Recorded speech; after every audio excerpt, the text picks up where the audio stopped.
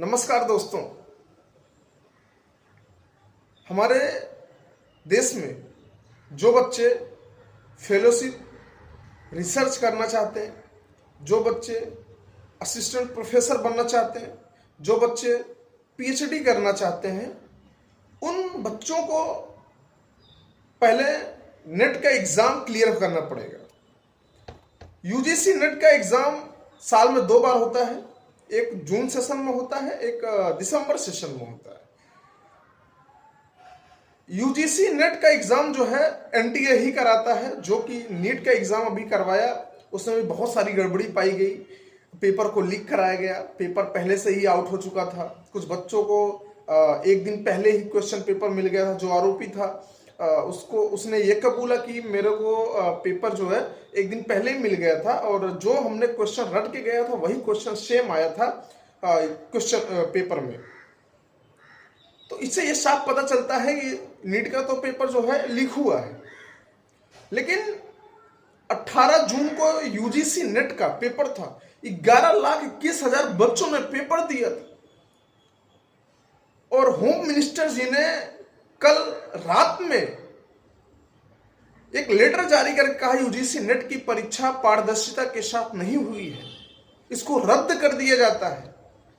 और UGC net का जो 11,21,000 बच्चों का जो फ्यूचर था, जिन्होंने ये सोच के दिया कि हम कल जाकर के असिस्टेंट प्रोफेसर बनेंगे, हम पीएचडी करेंगे, उनकी जो आकांक्षाएं थी, उनकी जो आशाएं थी, वो बंद हो गई। आखिर बच्चों के भविष्य के साथ ये सरकार कब तक खिलवाड़ करे? दोस्तों, मैं आपको बता दूं, यूजीसी नेट का पेपर भी एनटीए ही कराता है। मेरा सरकार से सवाल है कि आप जवाब दीजिए, जिन बच्चों का लास्ट अटेम्प्ट था ये, उन बच्चों का फ्यूचर का बारे में आपने सोचा?